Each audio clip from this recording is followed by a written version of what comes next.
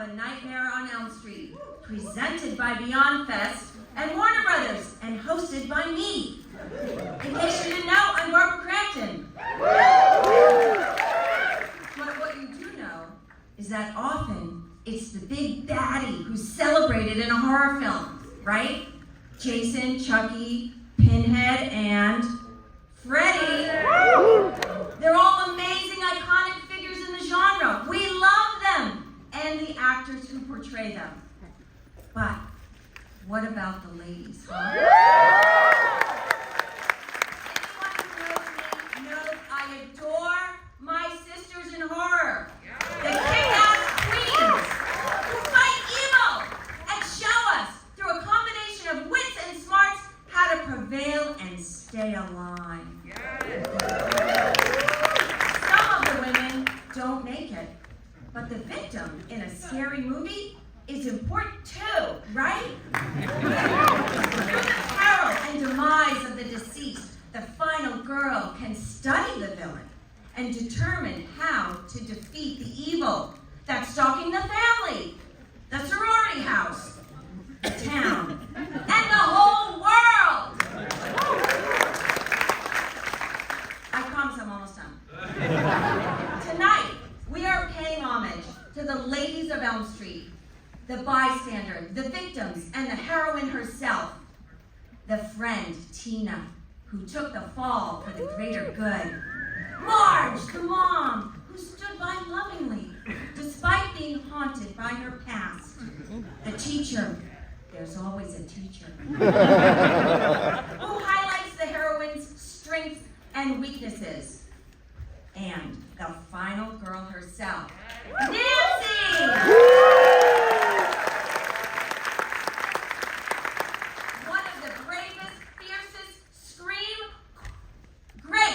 Of all time. You know, I don't like that term, scream queen. We're going to talk about that later. After the movie, please stay for a conversation with the ladies of Elm Street. Lynn Shaye, Blakley, Amanda Wyss, and Kevin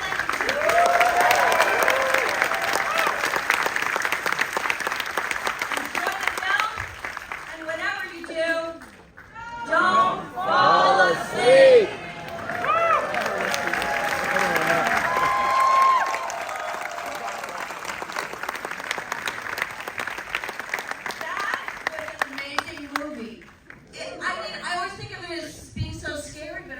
Funny.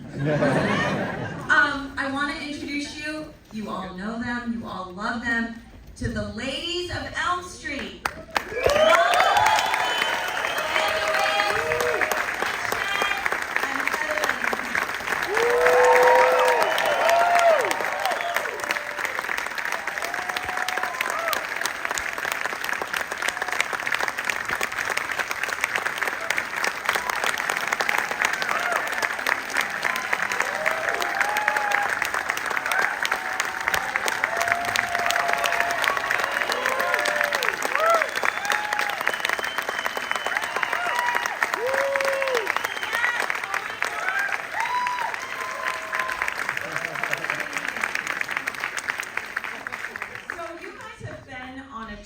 This film for the last year because it's the 40th anniversary. And you've been to a lot of conventions. Have you been going to conventions together? A lot of them together. A lot of them together. Just talk into the microphone. Oh, yeah. Yes, remember, we got to speak up for all these people. So have you seen the movie recently together or just been on the conventions? I had a chance to see it in Kansas City at Panic Fest, which was a film festival. They showed it, and I saw it for the first time in many, many years. So I was looking for new things tonight. I saw something new tonight. Really? When I see something new. What did you see that was new? So, Rod are in bed. When he turns over, he says, "You don't have a." He's like, everybody has bad dreams or something once in a while. And he turns over, and there's a red and green sheet goes over his body. Oh. I never noticed that. Did you guys? What I noticed is you all look so young and beautiful and so like you're all babies. It's so adorable.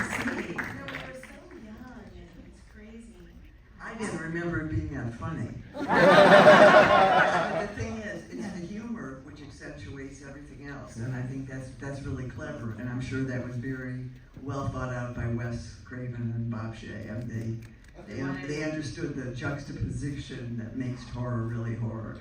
Well, I think when you're watching it at home, like, I don't laugh at home, but I was laughing along with all of you. And I've seen the movie a number of times, but it does always really scare me still, you know? I was very scared. Right? Terrified. Come on. And so how did you all get cast in the film? Well, my agent gave me an audition to attend, and it was in a very bad neighborhood of Hollywood. And, I remember putting the club on my really old car because I was afraid it was going to get stolen. And it was like a second story office, upstairs, some rickety stairs, and there was not a stitch of furniture in the room. It was just a little desk where the casting director had a desk, and then we just all sat on the floor. They gave us the sides, which are just 2 pages of dialogue, which was Nancy's in the scene with Tina, and that's the scene that we read. And I thought I did pretty well, but I'd never really seen a horror movie. Really, I saw Burnt Offerings when I was 12, and had seen snippets of The Exorcist maybe, but I didn't really know what I was in for. And the scenes were all like teenage movies, right? It was like a teenager movie about relationships or something. I didn't know what it was going to be about. Right. And Amanda, I know you told me a story earlier about how you got your role. Well, when all the young girls read for the part of Nancy, or at least I read for Nancy, and I was like, yes. And then when I got called back, it was for Tina, and I was like, what did I do? Why can't I be Nancy? Why can't I be Nancy?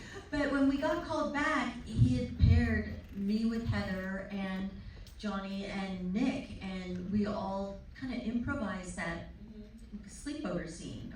We read the lines, but he had us kind of play with it a little bit, and then. Well, I was sitting on your left, and you were sitting on my right, and we did that scene where we're talking about, you dreamed about the same creep I did, and I remember I went, and I think Wes really liked it. So then, he's like, well, congratulations, you've got the part. And we were both like, what? No, he told That you. never happened. He told you right there. Right there. Yeah. It was so exciting. That's very rare. So Very rare. wonderful. It's never happened again.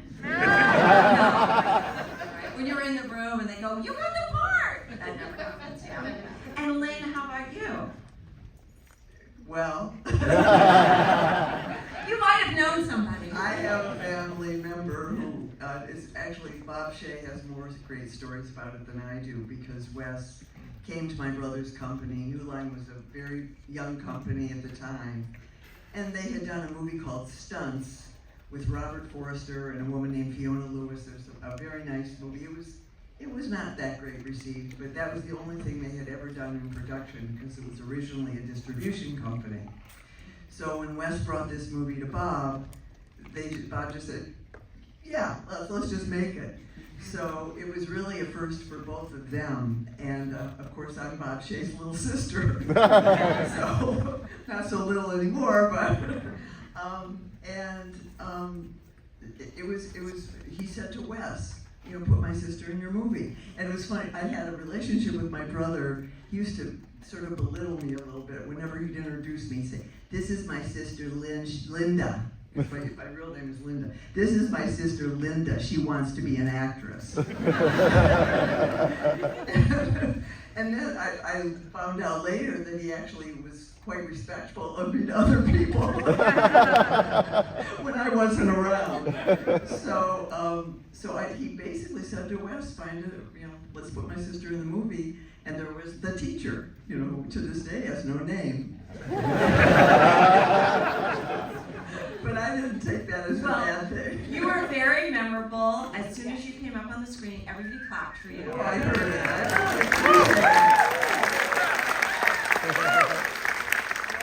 it. It was the only Shakespeare I ever learned. In a horror film. And the truth of the matter is, if you do your best with everything you're given, good things will happen. That's for everybody to remember. I always thought that passage was from Hamlet, but it's actually Julius Caesar. It's Julius Caesar. And I've been wrong for 40 years. And Ronnie, how about for you? Well, Barbara, I got the role when I was living in New York at the Alcott Hotel with Anita Lucioni, who had been the secretary of my former husband, Vim Vendors. She was at that time then the secretary to Wes Craven and Bob Shaye, and she said to me that she thought that the movie that she was working on there at the office might have a good role for me. So she set me up with an appointment, and I went in and I met with Wes, and he said, yes, Ronnie, I'd love to have you, but you're too young. And I said, well, actually, Wes, I'm not. If they went to college and if they got married right out of college and had Nancy, then I was actually 39 years old, or 38, just about to be 39. And so I was actually the right age. So I said, and I can play a little older. And he said, okay. That was very Wes. Wes was very colloquial. He didn't mince words. He was very generous of spirit always to everybody. He was an amazing, amazing man. Very, very greatly missed still. Yeah. He's here somewhere. So do you all have like a special memory from the movie about Wes that you could share? Well, I can say that we were talking earlier how Wes, you can tell, part of the allure of Nancy as the final girl is that there's a lot of modesty around her character. The shot where I changed my shirt, is like very modest, and he was a very modest person, so I respected that a lot, and I personally was very similar to him. And so when it came time to do the rehearsal, or if we even had a rehearsal, for the kissing with Johnny, he was so embarrassed. It was not anything that he wanted to dwell on or anything, so we really didn't even get a chance to practice our kissing in rehearsal. And so every time I see the movie, when we're in the backyard at Tina's house and we have this really awkward kiss, it drives me nuts. I wish Wes would have let us rehearse a little bit more. He didn't want you to even go farther than the kissing. It was like, that's enough. Yeah, we didn't even practice. He's like, you guys can just do it. You completely underplayed your sexuality. Because I think he personally, that's not what he wanted the movie to be about, obviously, and but also kissing on screen is extremely complicated, and you have to have the who's right gonna angle. go left, who's gonna go right, where's the camera, and and noses they get in the way. I really regret that. I got actually one thing. I think it's very interesting that Wes, being this very kind of shy guy, and he really was. He was very proper and very religious, I think, at one point. And he was a very interesting man. That the horror that he's able. This was one of the scariest movies I've seen in a long time, and I haven't seen it in a while. But that juxtaposition of being that man who really is deepest. Who is deep, who has this violence inside of him in some way. That's got to be where that comes from. It was really the violence in this movie was, I had forgotten, it's startling and really, I thought, really scary. Well, I was scared. I always think that horror fans are the most self-actualized people because we work out our fears. Even him being a religious guy, he wasn't a repressed religious guy. He was just let's deal with Satan and evil. He had been part of a very repressive, church growing up, and then he was not even allowed to see. Well, it was probably a really Southern Baptist kind of tradition. Yeah. Wasn't allowed to even see a film. Very conservative. Or see television ever. So you can imagine someone like that who's just been a person whose imagination has been developing his whole life, and then breaks with that. And the break must have been quite, dramatic, because he did change quite a bit, and of course, we would often tell him, go see this movie, go see that movie, because he hadn't had like a lot of experience. He was creating things, out of his own brain, It wasn't a lot of references. I mean, some of them are references, but a lot of them he just created his own, magic. There's so many iconic moments in the film that you think about, I mean, Johnny Depp going into the bed and, Freddie on fire and Freddie first coming out with the hands and the knives for fingers. And I guess the word I was using, trying to figure is, it's not derivative. Like when you see all of his images, they don't derive from anything except, like the lamb is like such a symbol like you see in the Bible, or the symbols are all, they're understandable, but they're also very fresh. Like the stairway, when you go up that stairway. Yeah, the stairway. Well, that was Bob's nightmare. Oh, The that's stairway. my Her brother came up with that family. one. Yeah, did you ever have that nightmare? Because that was Bob saying, we're doing the sea. Like, I want her feet to mush into the stairs. He must have had that dream. Yeah, he did. He said he had to have that dream. Wow. Amanda, do you have any memory about Wes that you would share? I think the most prominent one in my head is when we were filming my death scene, and it was very low budget, and we rehearsed it a lot because once the blood was introduced, we couldn't really go back and redo it, so we were very methodical about it. But as we were being so methodical, I started getting dizzier and dizzier, and then losing. Because you were in that lead room. I didn't know what was up, what was down. They were spinning you around. Yeah, it was being spun around. The room, it was a bedroom on a fulcrum above the ground, and it was able to rotate.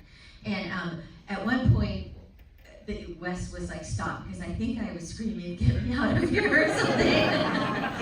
And he poked, the room was on the side, and he poked his head up through the window, and he's like, you're okay, you're on the ground, everything is fine, and he's talking to me, and all of a sudden he goes, oh my God, I gotta get out of this room. And then he was like, get her out of this room.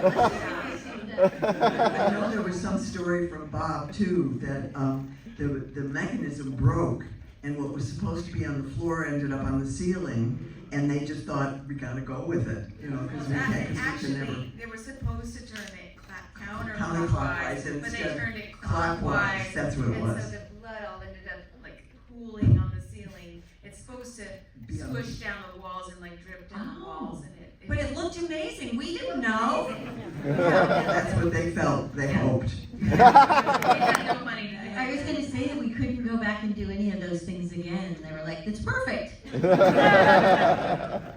yes, do you want to say something? Well, there were so many things, but one is that when we had the furnace scene between me and Heather, where Marge takes out the claws from the furnace, that day, as I recall, Wes was so sensitive and had the set be super quiet, and there were some suits there because there was a funding problem. There was a question of whether or not we would have enough money to continue, and whether or not the insurance, I think that was the big thing, was the insurance bond was at stake anyway. So they were there that day, so I felt a certain amount of pressure from that.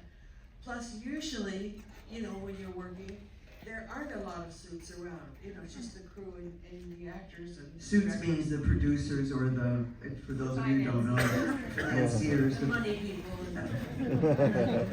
The judge. Scary people. Not Bob, but I don't know who they were.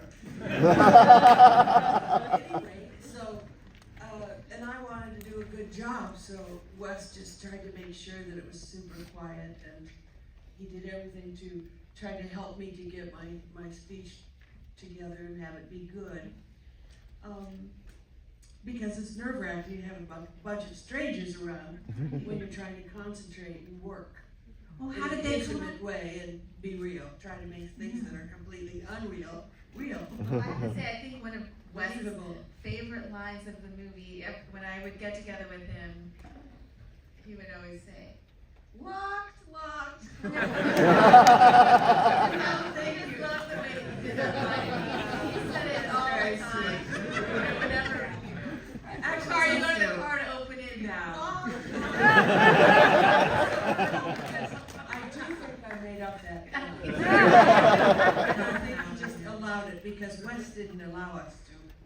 improvise and make up lines, but I think I did make that up, and I appreciate that he liked it. But you know, I noticed on the show tonight that it, my third lock seemed to be dropped.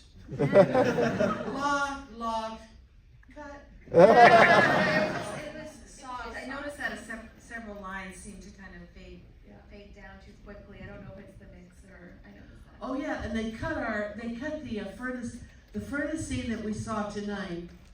It has been trimmed because the furnace scene was originally more lengthy and contained a bit of a story about how Nancy was not an only child. She had once had a brother, who had been killed by Freddie. And that Tina, Rod, and Glenn too had other siblings All the that had all other been killed. kids So that all was had- like an important reason. We think that's important, so we missed that little piece. Because it also explained, in a way, all the broken families and Yeah, the drinking and all explains these so things much. with the parents, because they each lost a child. So, when the editing team was put together to trim the film for television for length, so that it would fit into the time slot, including commercials, they trimmed those couple of lines, and some of us would like to see that back in there because it makes it a better story.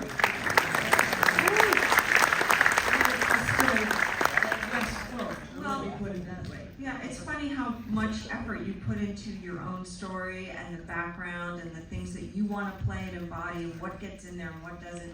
But what I also want to say, first of all, especially with you, Ronee, your presence in Nashville was so sympathetic and strong and sincere, and I could see where they would have looked at you from that film and said, she would be great for the mom in this movie, No, really. And as far as when I first got up here, I was talking about women in horror films, and actually I read an article today that Heather was doing with Collider, and I don't know if anybody saw that, but she was saying, we have Freddy Krueger, the big bad guy, and I've been in a couple of movies with some big bad people like Herbert West, and but those characters, I don't want to say they're easy to play, but they're showy, you know what I mean? And for the people that are in the film that the villain is coming after, they're playing real people with real issues, and deep and complicated, layered performances have to come out of these women, especially in this movie. And sometimes I feel like the women don't get as much of their due, because we're mostly the victims, or we're the final girl or the heroine, but we're not the showy kind of person. So knowing that, and using that hypothesis, how did you approach your role, thinking, oh my God, I have to play with this big bad guy that's coming after me, that it seems so surreal, it's not really real. What was that like when you were trying to embody your characters, playing with this kind of crazy, villain? I think that when I read the script and I saw the part of Nancy, I really thought she was kind of like a Hercules. Like, she just had these trials, one after another, and she just was going to keep fighting, whether it's, these Hydra, whatever it is. She had a Gordian knot. Like, you have all these things that you have to solve. And I felt in those days there was still a possibility that the hero of the movie would become the celebrated character. I didn't realize, and I hadn't really seen a movie where, like, even with The Exorcist, the evil, the evil devil is not really what everyone celebrates. Everyone still is celebrating The Exorcist and Linda Blair. But so I wasn't prepared to see Freddie be the one who was going to be the star. And I mean, it took many years till. It pisses me off sometimes. I never thought the movie was going to be a hit either. So what did I do? But I really thought, oh, this is a really great part. But it looked like you're stretching. I'm the hero of this incredible story, but it never really panned out that way. That I felt that it was going to be received that way until recently. And then, like in the last Right. maybe 10 to 15 years, I think because women have, like you have been such champions of the whole women in film and, you know, celebrating these parts. The final girls, not scream queens, but the final girls, yes. And Because, I mean, we were talking earlier that these roles, like just the word final girl and the word scream queen, there's something so reductive about it that film criticism and, you know, people in college who are writing their papers, they really like reduce like thousands of women's parts into a little channel that we can just say it's a final girl, say it's a scream queen, like we understand what that is, but we don't do that for men's parts. We just really don't. I just have one thing to say about your performance. For me, you see the young girl's strength build and build and build. No, but it becomes at the end your power. I mean, I've watched that evolution right in that performance, which is what I thought was so beautiful. You're totally different. You become a woman in the movie. I mean, you see this coming and you do it so beautifully and so it is convincing because that's who you are. Wes charted that whole thing, and we often talked about that on the set. Just where are we now? Where is? But you see yourself. What's You see happening? You know, with Nancy. yeah, because you still you shot emerge, everything you emerge as out of a order. really powerful woman at the end of the movie. Yeah, and she does all that athletic stuff with all the traps at the end. Yeah, that's fantastic. And then for, you know, you other ladies, you know, in playing, you know, the victim or whoever, the teacher, like, we're all parts of the bigger story, so you have to think about, as actors, like, how do I fit into this story? How am I gonna approach my role, you know, to kind of showcase the embodiment of, you know, lots of different things within this horrible event that's been taking place over a number of days. My favorite moment is when I hit him on the head with a pencil. Did you ask that actor if you could hit him on the head with the pencil? No, I didn't. I didn't think so. Perfect moment, though. That was my moment. Yeah, that They take you to the principal's office right away. But no, but I wasn't kidding when I said the teacher is in a lot of, you know, these movies of the 80s and, you know, a lot of kids, because you want to see the kid in their natural environment in school and how do they act with their peers. And, you know, you have an episode of falling asleep in the school and how does that affect you, and you see how all the other students and your friends are reacting to you, and that was an important moment. And what Wes is so wonderful in how the grown-ups are not one-dimensional. They have so much personality. And Lynn is so sympathetic to Nancy. Like, you give me this one look that's like, you feel so sorry for me for what I've been enduring, and yet here I am in school. And there's just this look you give me kind of standing from behind. And I just think Wes wanted the adults to have lots of like sympathetic moments, as well as, you know, where you're gonna need your pass, you know, like that, right? Thank you, I didn't. Yeah. No, I did that. And what about for you, Amanda?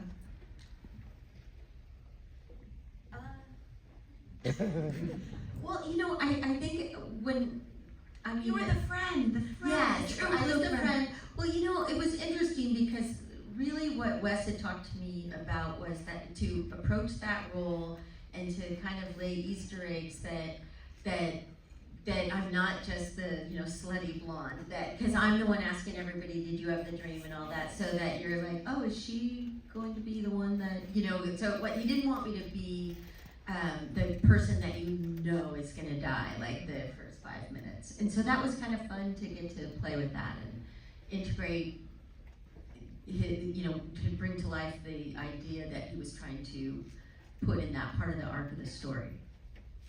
Flossie, no. Oh, yeah, go ahead. Well, I was gonna say it was like Psycho. It's mentioned sometimes that Amanda, at the beginning of the movie, the camera is following her, and so you expect, at the beginning, you expect Amanda to be the lead of the movie, but she's killed off at the beginning, which is the same thing Hitchcock did in Psycho, with Janet Leigh. But in the shower scene, you know, when that's the end of her in the movie. And By the way, I just thought I would mention that Nightmare on Elm Street was selected last year to be in the Library of Congress.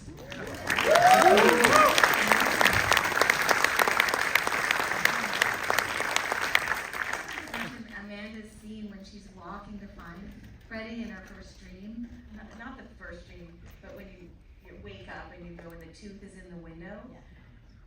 That scene has so much suspense. And did Wes ever tell you to walk slower or walk faster or things like that? Or how did you get that pacing? It's so scary. He was always telling me to walk slower, and I kind of cringe when I see it, but in the alley or anywhere where I was running, he would say, act as what you're feeling is you're not getting anywhere. So it had to be kind of slower, which is really hard to do, or it was hard for me then. And so my arms are flailing a bit, but he did talk about that, and I think it works because it does something, I think, unconsciously that I'm running at half speed, but yeah, walking to the window. Well, what I noticed tonight, because I actually haven't seen this movie that many times, and this is one of the last time I saw it was with you in Chicago with Ronee, was that more than horror, this was really almost like a thriller. It was so suspenseful through the whole thing. It was a lot more like walking into places and innuendo of things that were going to happen. I hadn't noticed that before. So, you go to conventions and you have a lot of fans, old and new, that come up to you and talk about the film. And is there anything that you notice from the younger people? Because we all love the movie, and it's like even though it's really scary, and now I know it's really funny, it's a comfort movie for all of us. And we return to it again and again. But these young people that meet you at conventions, what do they say about it? Well, they love Freddie so much, and they love Freddie in a way that's comforting, like Right. Santa Claus, An or old King friend. Kong. He is this warm, not cuddly, but there's something approachable charming and funny, charming. yeah. But in this one, I just don't see it. I don't get it. I think he's Robert terrifying talked and about he's that. weird. He's so weird in this. It's really. So you Like, think he's in scary. the subsequent movies he's more I charming? think he becomes that much more approachable, funny guy. And in this one, I think he's terrifying. I do too. But also Robert did say that they found this humor, which is what made the character so appealing to people. And they started capitalizing on that. And you're right, I think in this movie he's totally horrifying. He doesn't have any good, There's not funny at little all. funny lines, but he does say, I'm gonna split you in two, and I Yeah. felt like saying, is that how Well, I think his character sort of developed over the next number of movies, for sure, and they didn't know it was gonna go on. I mean, did they think it was gonna be a franchise, or was that always something that Wes thought in the beginning, or did that just develop? I know part of it is that, I know Bob, I don't know anything. I'm just gonna guess that Bob Shaye, the ending was not agreed upon for a little while between Wes and Bob Shaye, the producer. And I believe that part of the reason was that Bob wanted to have the ending allow for subsequent installments. Of course. Wasn't that It's a common? Shaye tradition. I think when I first saw it, I thought, oh, did she dream the whole thing?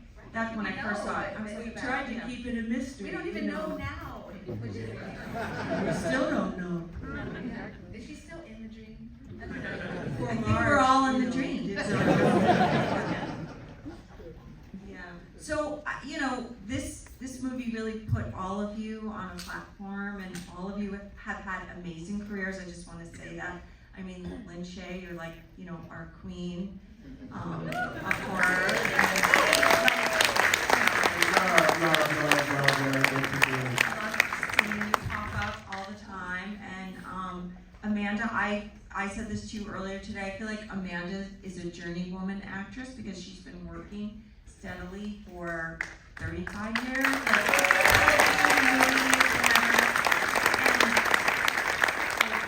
shout out for that. And you know, Heather, I you know, your talents are undeniable, and I really feel like for a time, especially with a lot of us ladies, we go through lulls, and then we come back up again. But for you, I really think Mike Flanagan also kind of brought you back and gave you some amazing work. And I'm always looking forward to seeing the life of Chuck soon, right? Really? No, but I heard it just got bought by somebody. It got bought, but it looks like next year. Oh, darn it. I'll have to wait. I know, darn it. Darn it. And Ronee, you've been working on music and other things, and you are a producer and a writer. And do you want to tell us a little bit about the stuff you've been working on, or doing, or have done, or the stuff you're most proud of? I did venture into filmmaking myself, and I made 2 features. The first one is called I Played It For You, and it opened at the Biennale Festival in Venice many years ago. It starred me and my former husband, Vin Vendors, and it's a music docudrama. And there's been some interest recently. Criterion mentioned trying to, get it out there. And so I'm looking forward very much to seeing if there is any interest in screening it and getting it back out there. My second film is probably not going to be seen because it was so political that when I finished it, it became something that I thought was frightening, which was that I started it because, do you remember when the 16-year-olds in the Middle East were suiciding themselves? They were blowing themselves up. This is, 10 years ago, maybe 12. And I thought, we would stop that, because if the children in the United States were doing that, we would not permit it to just go on and on. We would put a stop to it. So I wrote something and shot it with my daughter in the leading role, playing an LA high school student who then was an ardent militant feminist, and then she made some arrangement with a French businessman who was an arms dealer, and she ended up, she was a poet, and she ended up blowing up a location and herself. So this is, and her father was played by a clown, played by a friend of mine. So it had a slightly, it had a surrealistic edge, a Fellini-esque touch. La Strada. So anyway, at the time that I finished it, all of a sudden people were getting blown up, such as Van Gogh in the Netherlands. He had made a film in which Muhammad was illustrated, and they felt it was a cartoon, and they killed him, whoever they is. It's just I didn't want anybody to be injured. I literally got worried about my actors and whether or not it was even safe to have it be seen. So I don't think that's going to be seen. Well, on that note, no. Can I just bring the energy back up a little bit? I want to ask you all, what's your favorite horror movie? That's not this one. Jaws. Jaws. Saw? Jaws. Jaws. Jaws. Okay. I love Jaws. I think Psycho. Psycho. Well, yeah, I'm a huge Hitchcock fan myself, but also if you noticed, The Evil Dead is playing on my TV.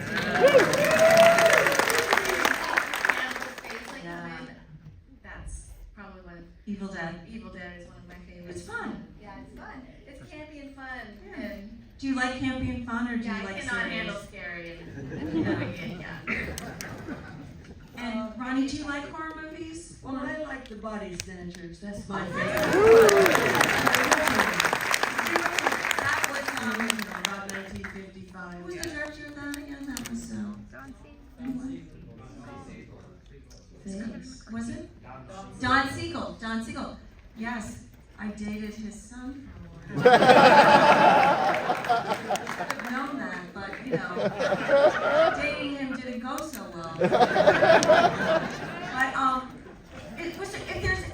is there anything else you guys want to say about the movie? Because I know people do want to ask questions, and we have a little bit of time because there's no other movie coming in. Is there anything else you want to I say? want to say one thing that really occurred to me watching this tonight is that, you know, we live in a world where we're so afraid of so much, and we do put the bars on our houses to keep ourselves in.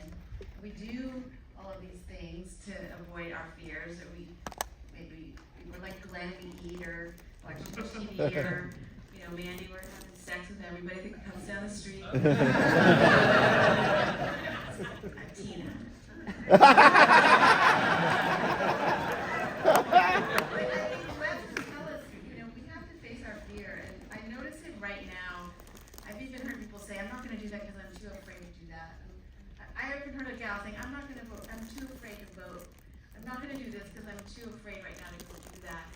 And we just, you know, we have to be, you know, find the courage to just do what we want to do without fear. I agree with you, because the older I get, the algorithm on my Instagram is like what people feel bad about at the end of their lives. And the thing that always comes up, and is like number one, is I wish that I had done the things that I wanted to do, not what was expected of me. Yeah. So, right?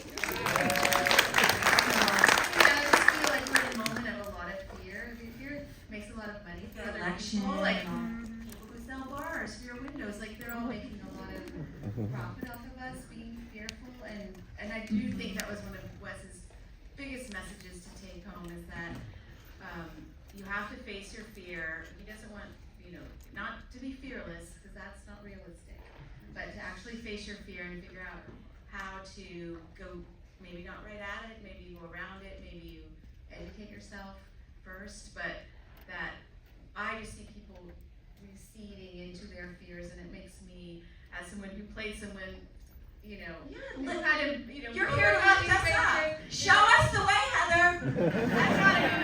Don't follow me. I just feel like that movie tonight, that's what it was telling me. Like every scene, I just said, oh, it's just telling me to be more courageous and to be more like proactive in facing my fears that I have. We all have them. That's a good message. Yeah.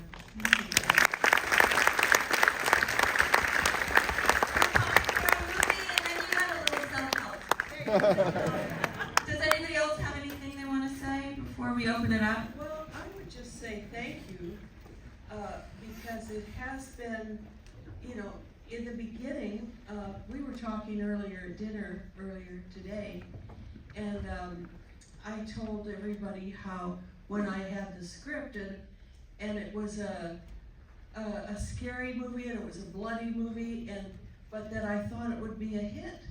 And then I was telling the story how I took my mother, a conservative lady from Idaho, I took her to Palm Springs and gave her this, sitting around the pool, gave her the script to read ahead of me doing it. Because I knew it would be hard for her to accept, but I wanted her to accept it and not have it become a terrible thing. And so she read it, and she said, are you going to do it? And I said, yes. And I said, I think it's going to be a hit. So there's that original instinct that I had that caused me to take it. I thought it was plus I thought Marge was a very interesting and wonderful role. And I just, even though I thought it was going to be a hit, I didn't have any idea, and no one could have known how big a hit, that it was going to spawn $1 billion franchise, and that 40 years later, third generation and fourth generation people would be coming to see us when we go to sign autographs at festivals. It's such an honor to have the people come to see us. So I am, and everyone else is very grateful for that. And it's like a gift. And the fact that it was finally recognized by the Library of Congress just is like a fantastic thing for Wes. I only wish he could have lived to see that. because he almost single-handedly with Bob, and Sarah Risher was helpful in producing also, to assistant to Bob.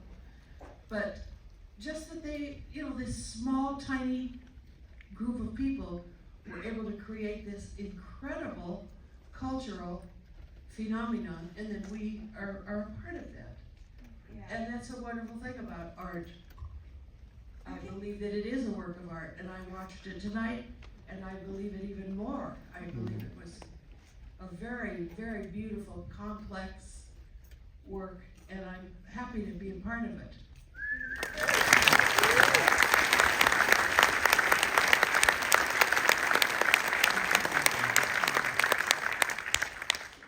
I have so many feelings and thoughts about all of this that has to do both with my family, with my brother, and the gifts he's given to the film community with his ideas and courage and working through his fears.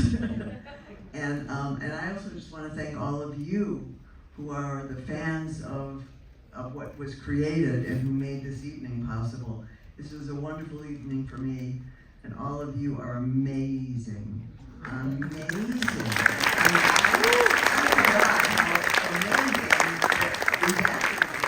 And the storytelling, and the producing, and the music was fantastic.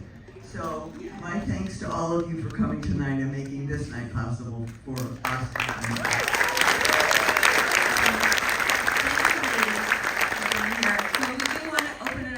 Do we have anybody with a microphone, or are we going to shout it out?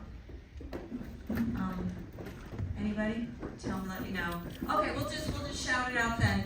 I see a hand right there. Yeah, speak really loud so we can all hear you. So, Heather, I love you since I was 1 year old, but I just want to know how you came back to the character of Nancy and then also playing yourself in New Nightmare. How did you prepare for this role?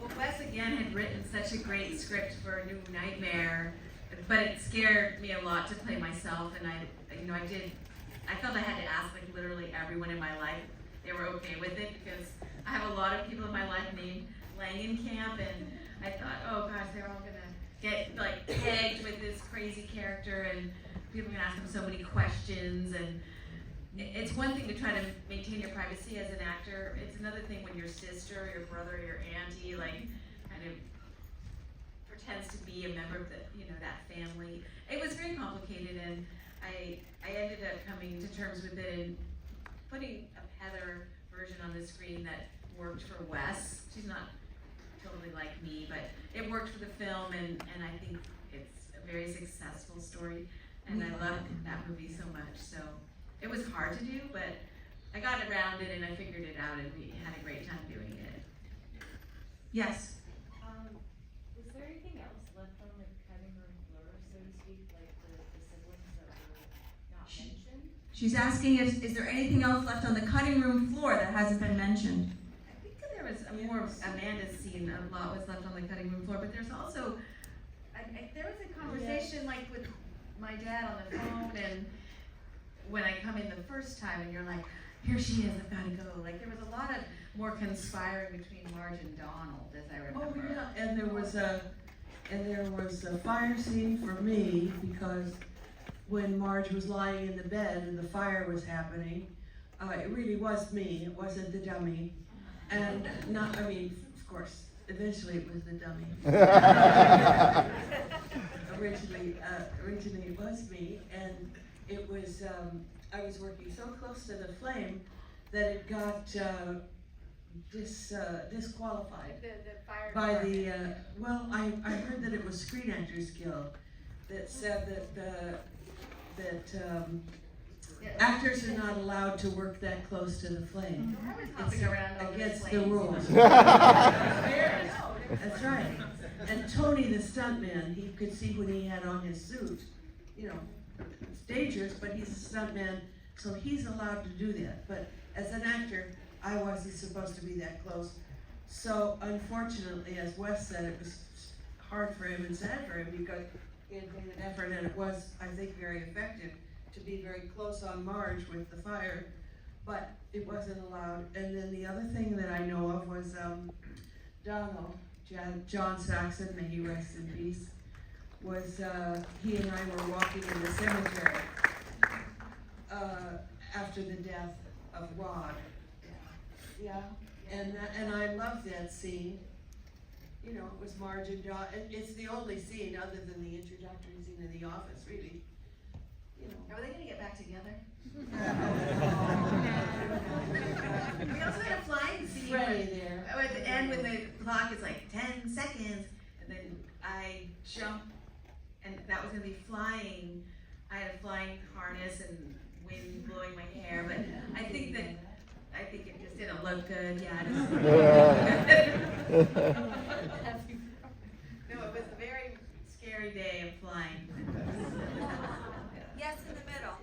Have you ever have any nightmares with Freddie? Any of you? Yes. I actually, during Nightmare 3, I had a lot of nightmares about Freddie, where we were all on a ship, me and all the kids. There's storms, you know, it's a very symbolic dream, and you know, and we're gonna capsize, and Freddie's there somewhere. He's like the storm himself, actually. And I'm saving Patricia Arquette as the boat goes, you know. I'm saving her from all of the chaos. And it's very protective. So weird, right? And then in Nightmare 7, I had endless nightmares about the tongue wrapped around my head. I actually had to go to therapy about that one. They did the big tongue around my face and had it just so happened that the makeup effects artists were just, you know, as people do you know, when they know each other, they make crude jokes, right? And so there was a lot of like crude penis jokes that day about the tongue. And they just sunk into my subconscious, and so I would have this recurring nightmare of the tongue like wrapped around my body, and it was just really hard to, you know, get it off. And my husband even found me like crouching in front of the fireplace one morning, like trying to rip them off, but eventually, you know, it went away. But, yeah, I mean, those images are very powerful when you're on the set. I would actually think, like, you know, even watching it tonight, I'm gonna think about going to sleep and having a nightmare. It's gonna bother me, you know. So I can't imagine working for years on this movie, and you guys, you know, been with this movie for so long. Like, did it affect you at all? Like thinking, oh, I'm kind of scared of my dreams, or no? I mean, no, nothing. I've had none. I mean, I just wonder where the teacher went. Actually, Wyss was he worked on having lucid dreams that he could control while he's sleeping. So if you are being pursued, you suddenly can fly. You can get do away. magical things. And so he actually practiced that in his own life, and he was trying to get me to like figure out how to do it. It's extremely difficult, and but once in a while I'll be able to have that kind of dream. I can remember when I was younger, like writing down my dreams, and then getting so good at it that I could recall like 5 or 6 dreams, and you know, I don't do that anymore, but I think if you write them down, you do remember them, and then maybe you'll just feel like, if you're not a lucid dreamer, at least you have more agency over your dreams, maybe, because you remember them. Anybody else have a question? Yes. Since you mentioned lucid dreaming, I'm just kind of curious if there was any conversation about how that would be kind of implemented into the script. Since Nancy kind of has a lot of control over what she's doing, if there was any conversation about her just droning and going along with it, because when you're dreaming most of the time, you're not really in control of what's going on. I don't know. I mean, I think that Balinese dream talents that Johnny Depp is describing, where the Balinese use their dreams to create art once they're awake, but they're consciously kind of controlling their dreams. That was a new concept back in 1984 for all of us. And then Wyss, I think, continued to pursue kind of understanding that, and then that became studies of lucid dreaming, and that became Nightmare on Elm Street Part 3, where, you know, people can actually have a talent in their dreams, and then it, you know, moves on to New Nightmare, where you know, we all get able to enter our own dreams and each other's dreams, and you know, all of it was something that he was very interested in. I think as just a you know, as a field of study for himself. Am I going? Right here. Go ahead. We haven't had a new Nightmare on Elm Street movie in like 14 or 15 years. Do you think that it's because it's difficult to write for Freddy, because as you were saying, we live in such a fearful world, that almost the real world is now scarier than anything Freddy could do? And do you think that he would still be relevant to today's audiences as much as he was, when the movie was released? I think the boogeyman lives, in many different forms, and in a way, it's almost like you translate, I'm sure, our experience with Freddy. There's an element from him that probably is a scary point to each of us that might be different. So I think it is still relevant. I think evil is evil, and it comes in all kinds of packages, and it would be interesting to see what about Freddy was scariest to people. Was it the nails? Was it his face being disfigured? Was it his voice? Was it the way he ran? I think that all of us experience fear in different ways, and that even Freddy, if you look at him again, I bet you I'll find something else that I thought was scary about him that I saw tonight. So my opinion is, yes, he's still relevant and scary. I hope there'll be a story that somebody will make, and it will have to include a lot of current kind of, feelings that we have about our world, and that's probably the hardest part, is melding the reality of our culture today with Freddy, because the brilliance of Bob Shaye was that each time they made a sequel, it attacked and discussed a really relevant issue in the society, divorced parents, vigilante justice, or whatever, but then it moved forward, through all 7 movies, and they're always an issue kind of at the heart that is really pertinent, and so I would like to know, when it does happen, if it does. Yeah, has there ever been any, Wes is not here, but has there ever been any talk about another movie? I've not heard any talk No. about it, yeah. Okay. Yes? Would you? Go ahead, you in the white, yeah? Yeah. Yeah. Would you return to the franchise if there somehow was a new film with Robert Redford? Yeah, I definitely would love to play Nancy again, because I feel like it's one of the few characters that in films in general, where you see her as a young girl, kind of at the edge of womanhood. She almost looked 20. Yeah. That's my favorite line in the movie. And then she becomes this younger woman who has a career, and then she's a mother. I do feel like there's this place for her as an older woman, like who's dealing with A grandmother. a grandmother. You are a grandmother. Perhaps a grandmother, or someone struggling with an elderly parent who's, getting infirm, or there's a lot of scary things that go on as you get older, and I think that there'd be a lot of things to Yeah, play I don't think the story ends just because you get to a certain age, It's like it continues on.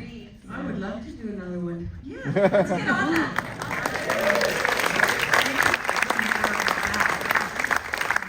I'm retired.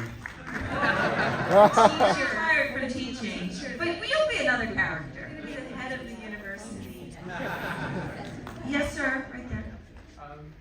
First of all, I met you for the first time when I was 12 at a horror convention in New Jersey, and this is something I feel like I've probably said a bunch of times. This movie changed the shape of my life. Because this is what made me want to go. First of all, it traumatized me when I was about 10 years old, and it's what made me, it just clicked the switch in my brain. It's like, I need to pursue film, and I moved up here, and all of the people that I care about and are close to me in my life all kind of can track back that one moment. And as I grow older and as I my relationship with the movie changes, I kind of find new things in it that I really, really love. And one of the things that I love about this and about Wes Craven's horror films and about the characters that really all of you have played in, not just this movie but in other movies, is that you all have so much agency. As I feel like there's this sort of thing in horror where female characters are kind of treated a certain way. But especially Nancy in this movie has so much agency and so much spunk and so much personality and just does not take shit from it. and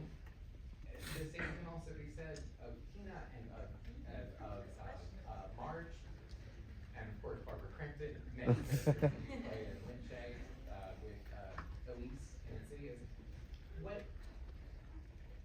how you guys sort of tap into that, because I feel like that's rare you get female characters, just in any movie with so much agency and so much drive. That question to me is so interesting because I think to myself, would he ask that question of a man? Because we're expected to not be that, and that we are just people. Like it shocks people that we're able to have so much agency, but then I think it's shocking that we don't think every female role should have that kind of agency, I guess, and or every actor should pursue their parts with that kind of agency. But I think that word is the perfect word because I do think there's a lot of bad roles written for women where they don't get to do a damn thing, and that's maybe what we've grown used to. But to me, the part was just this average part. It wasn't that special, except that she did a lot of cool things. But I never thought like, oh, she's extra strong, or she's extra smart, or she's extra, brave. She was though, But it didn't read that way, Really? It didn't Well, then really you read brought that that. way. Then you brought that. I just felt like, oh, if you're going to play this kind of a girl, then she was a girl. Like, I just see so many girls who were like this on any playground. Like, it's the girls who are jumping off the top of the jungle gym. And they're the ones, like, taking the jump off the swing. Like, they're really daring. Like, girls are really like that. And Wes just kind of just highlighted how girls already are. And that's why the whole term final girl is hard for me because it's like there's kids everywhere who are like that, There's retiring kids who are shy, and then there's strong, brave kids who will do anything, and it doesn't have anything to do with your gender. It's just the kind of personality. Well, it comes that from you the have. writing, so it Yeah, comes from somebody. Yeah. It comes from somebody who's But we have given to kind of get, material. in the women's liberation movement, which Wes was obviously like really wrapped up in because, he was a young person when he was watching all the gender roles change. It wasn't until he had a daughter who is incredibly strong. If you've never seen Jessica Craven, go to TikTok and watch her. She's like the strongest woman that you've probably ever met. Because when he had a daughter, he realized maybe we've been doing this all wrong. Maybe we don't write parts anymore where women fall down anymore. Maybe we just write parts about women. And we just find people to play them who will play them realistically. But I don't think that he ever asked me like, well, will you jump off a roof, or would you do this, or would you do that? He never asked if I was brave or anything, so I never felt I had to be. But he cast you. But yeah, he would say, we're gonna catch everything on fire today, and we're gonna do this, and He did. He saw, like what you're saying, Ronnie. He saw something in you, for sure. Yeah, but he That's never asked me together. one question. I mean, we just had this one day where we sat side by side. I mean, it's just crazy. I just don't know.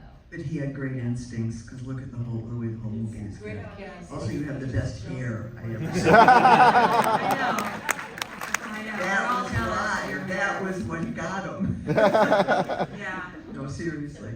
Well, if we're gonna, end on that a little, I don't know if anybody else has a question, but, again, bringing it back to women in horror, and, back in the 80s, I did some movies too that I feel like the roles that were written for me also had agency.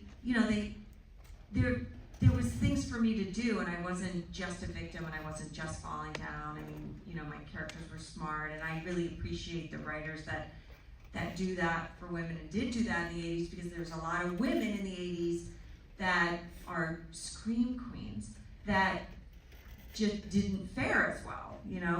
They were just the naked girl or the person who was, being defiled or whatever, and they were victims and they died and they didn't come back from that. You didn't feel that they did have, some strength to them. There was a lot of women written like that, but I don't think we do that anymore. I don't think so. No, I don't think we can get away with that anymore.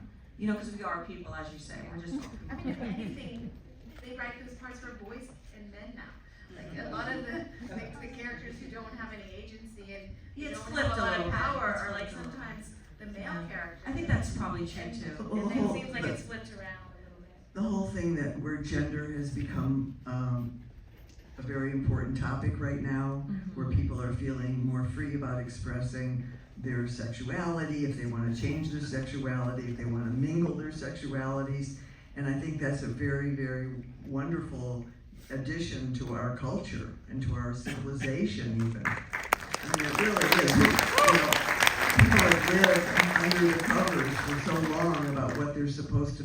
The girl with the ribbons. My mom too. She would dress me up with ribbons and little skirts and things, and I thought, this is shitty.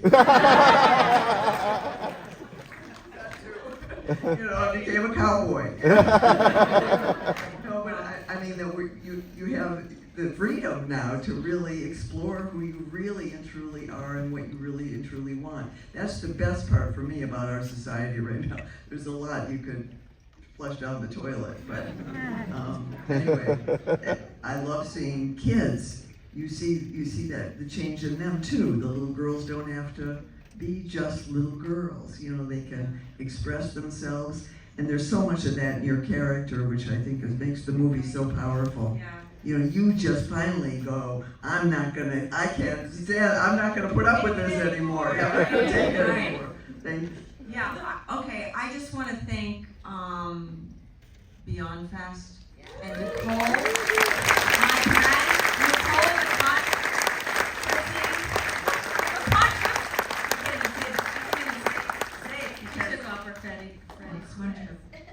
Nicole, controversy. Nicole McControversy. Stop saying it for us. Anyway, I just thank you, and thank you guys for asking us to do this panel with all the women from Elm Street. It's really special.